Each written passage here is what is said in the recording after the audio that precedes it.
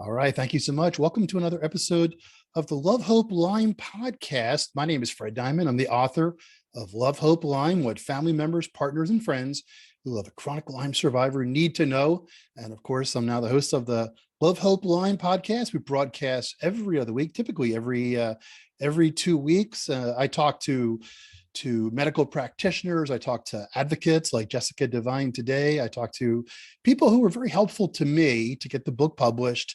And then after I got the book published, people who continued to get the book known out there in their markets and their communities, and also people who continue to educate me about Lyme disease and other tick-borne illnesses, because Jessica, there's so much to learn. There's so much new things coming out.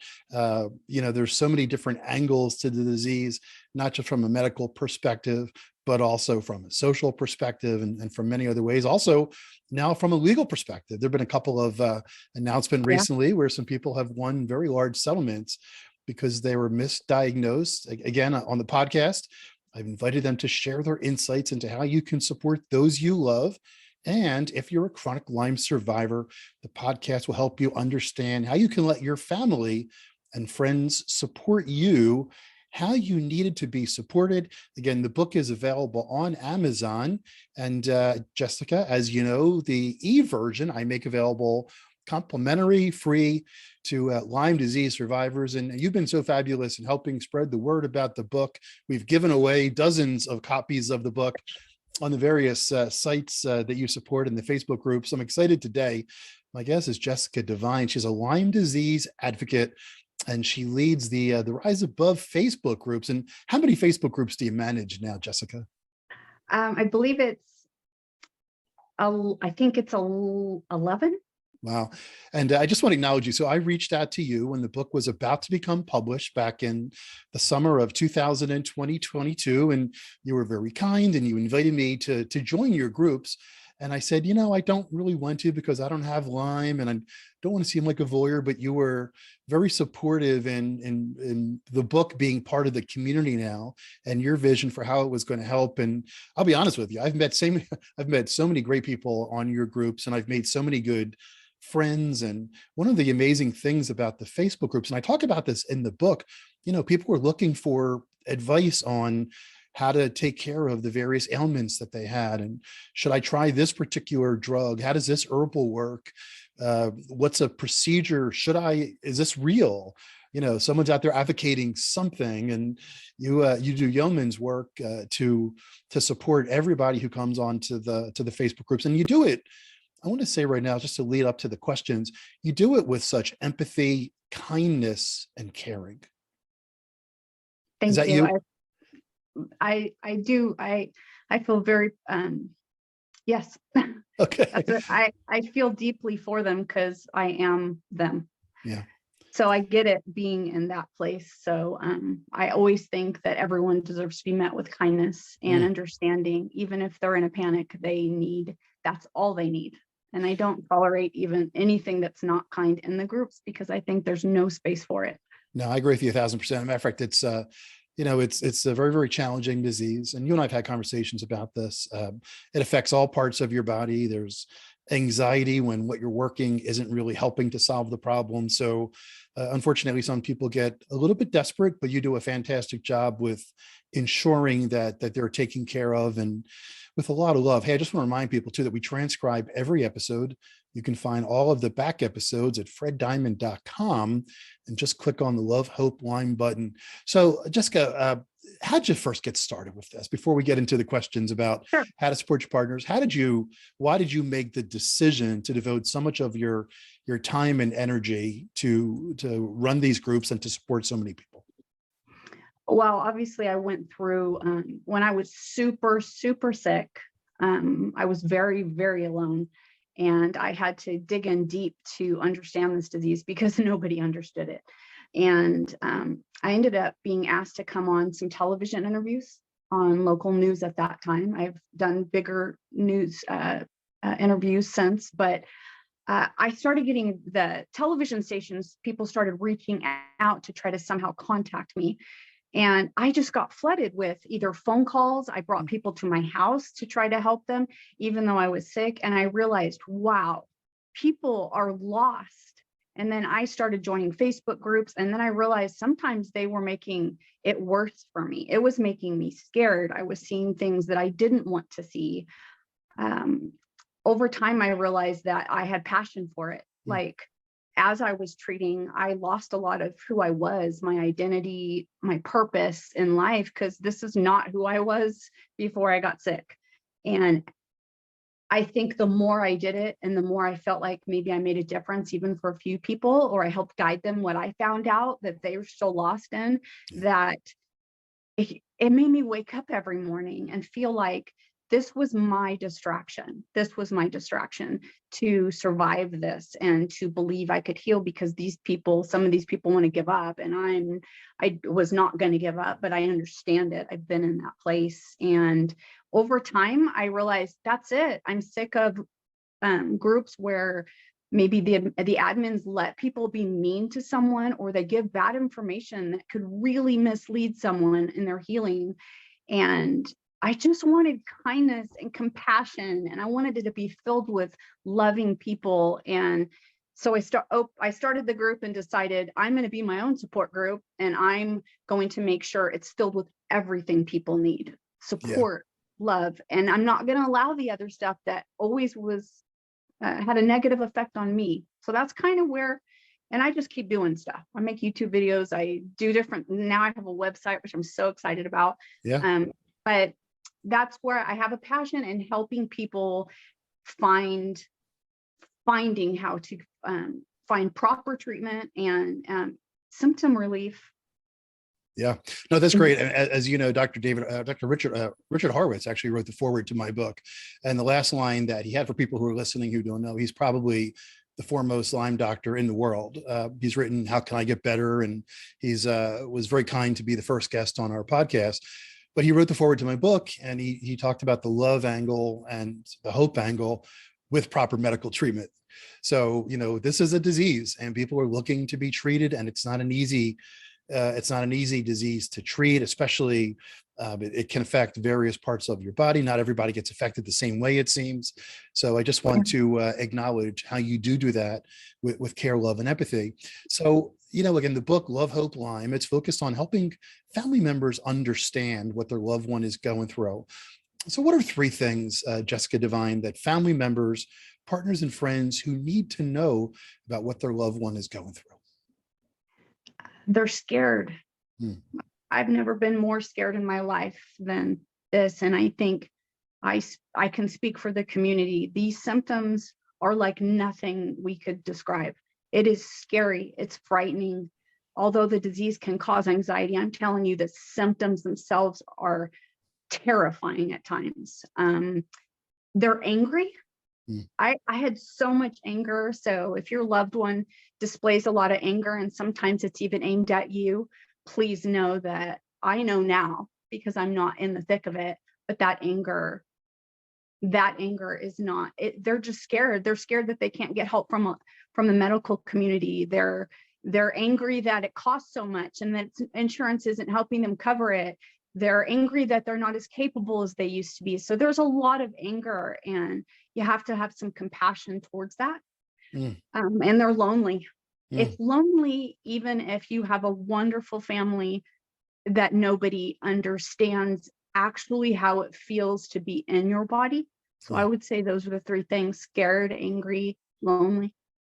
Yeah, that's true. Even if you have people around, like one thing I've learned is people say you don't get Lyme disease until you get Lyme disease. Yeah, and nobody wants you to get Lyme disease, because what I've heard you say, I've heard many times, that you can't imagine the fatigue. You know, at the end of the day, we're all tired. You know, we go to work, we're tired, we have to take care of the kids. You know, maybe take the trash out, whatever it might be. People have said to me that the fatigue that you get with Lyme, it's a 3-day knock you out type of fatigue, not even close to just like a tough day at work type of thing. Yeah, and I've even had doctors say, well, everybody gets tired, and talk about triggering more anger. That's just like, don't compare me to regular being tired. It's not the same. That is true. So what's the single best way to support a chronic Lyme survivor? Be there. Be present, learn the disease, like accurate information.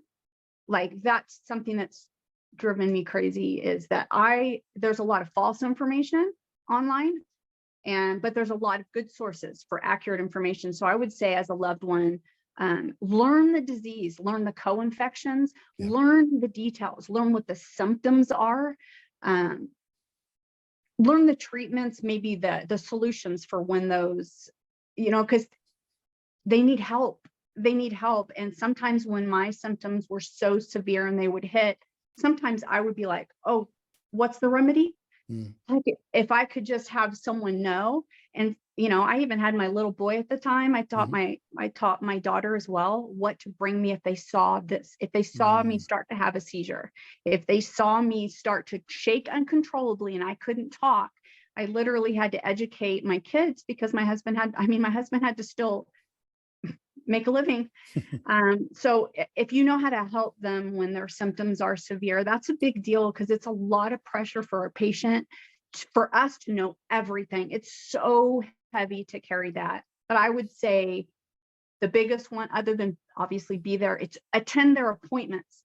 Please go to their appointments. Don't ever make them go alone. It is so overwhelming. And just to have, even if my husband would sit next to me and say nothing for the whole appointment, huge. Because after the appointment, I'm overwhelmed and I'd be like, oh, what did he say about this? I had my ears and a functioning brain, because my brain wasn't always functioning. So it's kind of hard. You feel like you're a child at a doctor's appointment without your parent. So be there, go to those appointments. I think that's like a huge deal. You hit on a couple interesting things. When I decided I needed to learn more about someone who I loved, was what they were going through with Lyme disease.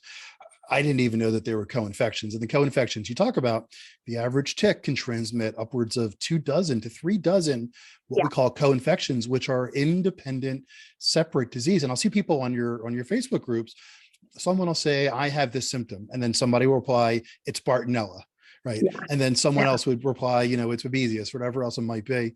And it's not just people listening today. It's not just Lyme disease that your loved one might be going through. There's comorbidity with various diseases going through the body, and each one does require its own separate treatment for the most part.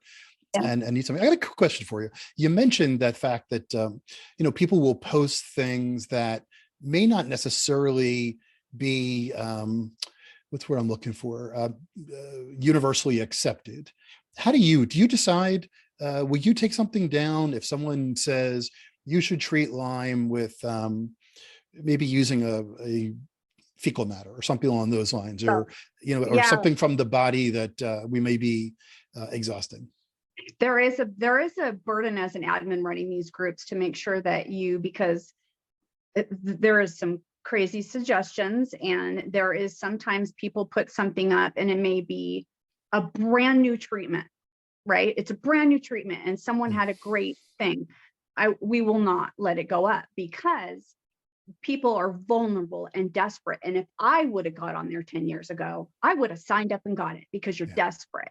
So we have to research a lot. And I usually actually contact a couple different Lyme doctors and go to my top resources and say, hey, what do you think of this? Some people are talking about this in the group.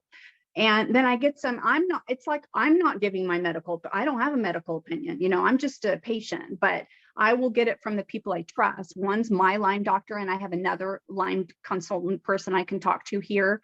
But we have to protect people that way, because years ago, the big thing was stem cells. Well, after a while, you find out some people are at risk for triggering mast cell if you do that. And so you can't just make the whole group talking about some new treatment. And then I get targeted that way too. Like someone thinks I found this treatment, and then we find out, oh, okay, a whole bunch of people are now doing worse because of it.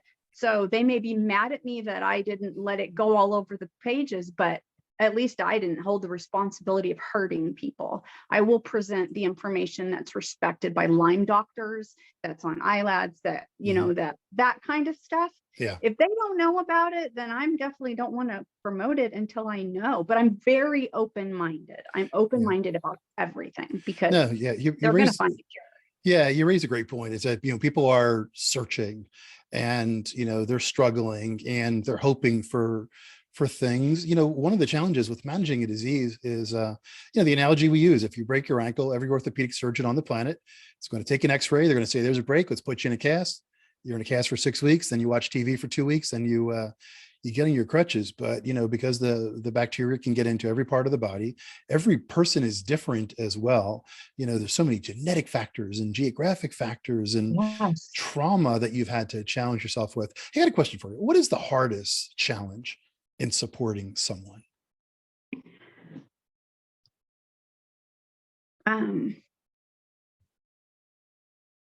The hardest challenge that I faced from like loved ones.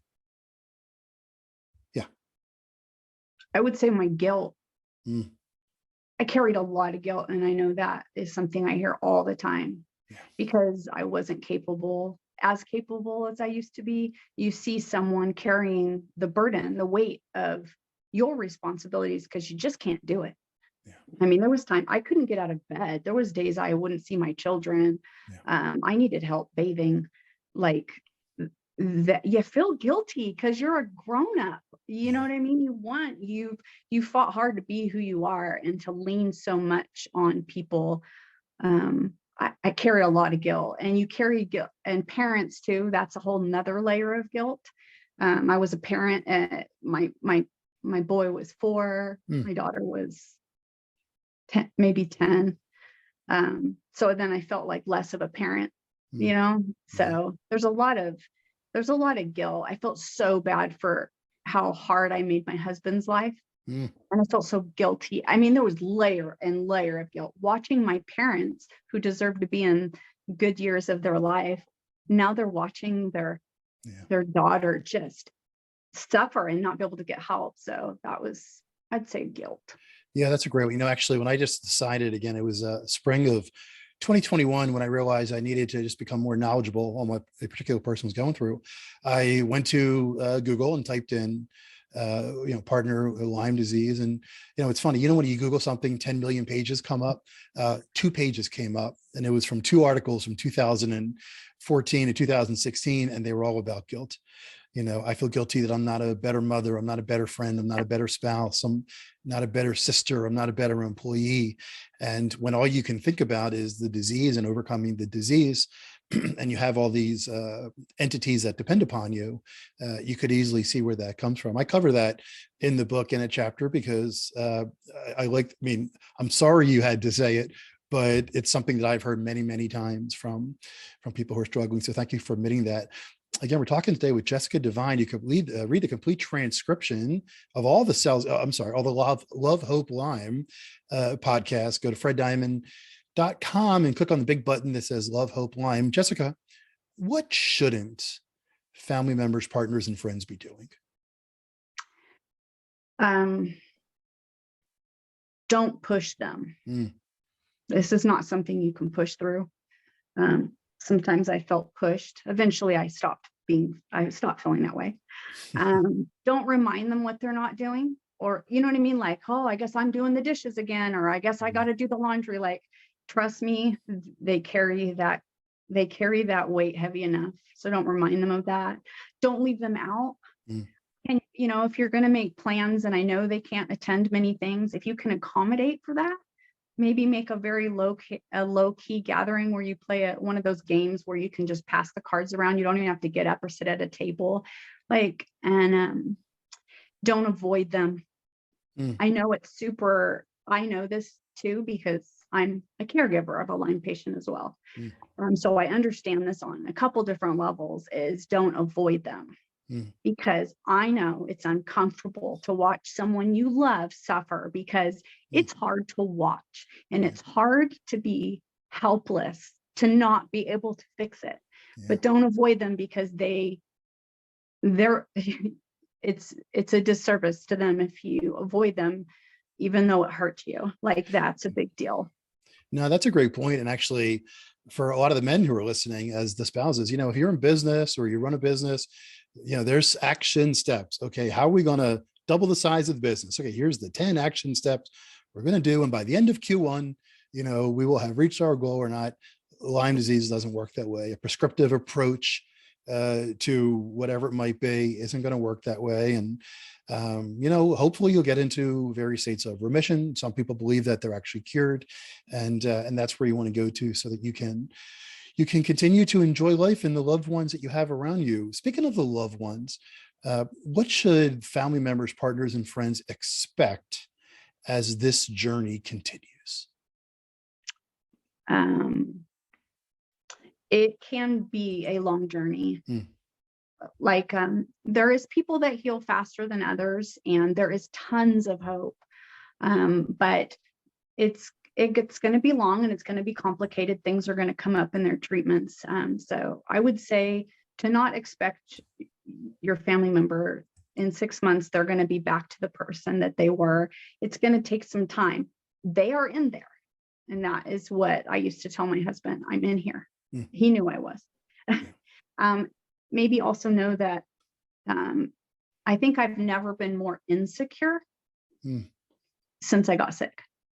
So I've never been like, oh, I'm super confident person or anything like that. It's not like I've ever been that way. But talk about adding some insecurities. I got a lot of those when I got sick because I started kind of losing myself a little bit. And to know that your loved one is going to lose hope sometimes, and it's your job, or please take it as your job to give them hope. Look up the success story groups. I have 2 success story groups, Lyme success stories and stories of hope. There's tons of them. People do heal. They do go into remission. They can stay there forever. I have my own child and was in remission for like 4 years now. I'd have to look up the date. People stay in remission, but your loved one will lose hope. They'll sometimes just want to quit. Like, I'm sick of this. Why do I have to keep treating? Why can't I just feel better? So that's, I'd probably say the other thing. Yeah. So before I ask you for your final thought, again, I just want to acknowledge you once again.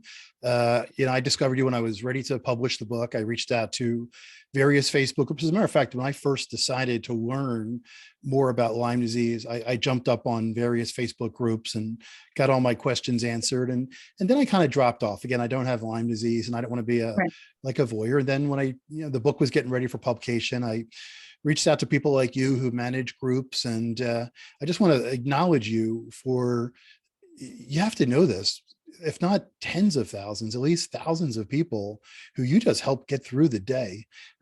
This is a disease. I mean, so much of I've always heard the expression, if you don't have a medical challenge, you could do a million things. But if you have a medical challenge, you can only think of one thing to do.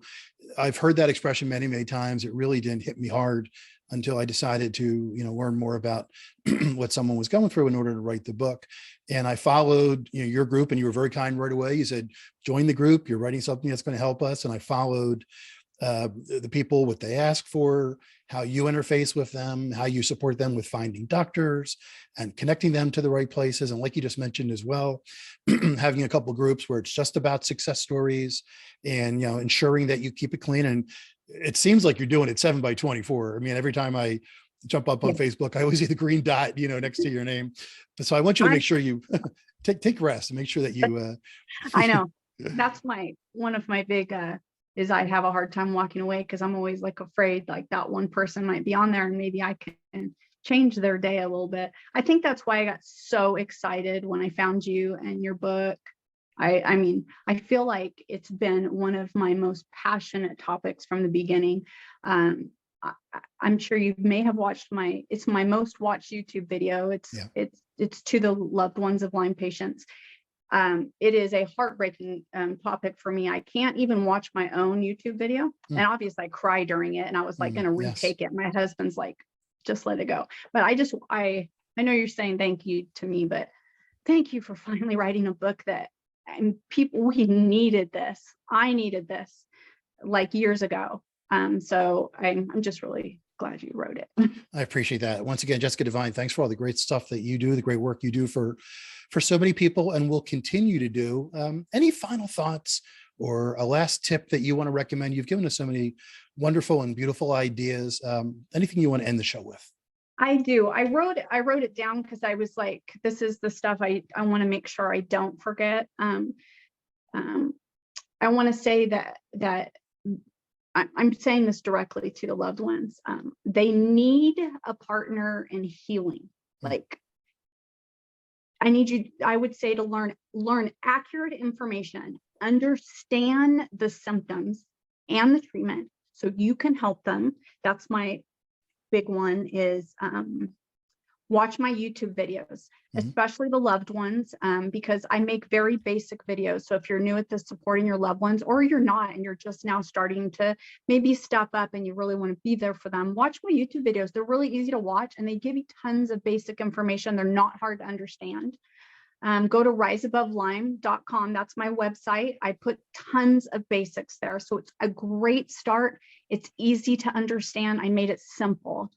You can even join the Rise Above groups. There's 4 of them. One's even a solutions group. So you won't get sad posts in there. You can avoid all the sadness and just focus on, how do I help my person?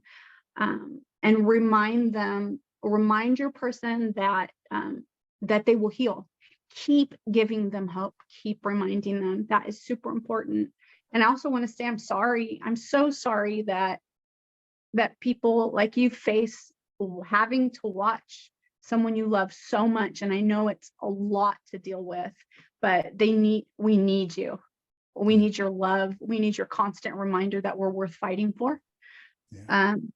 And the only last, I don't know if you're I forgot to mention it to you, but I have a poem I wrote exactly on the topic of how I feel, if you want me to end it with that. Sure. It seems to mean a lot. I wrote it well, you'll hear it. Okay. I put, when I was in my darkest of days, you reached out to me more. When I experienced torture and suffering, you didn't pretend I was invisible. When I searched for help, you held my hand to show me I wasn't in this alone. When I started doubting myself, you kept believing in me.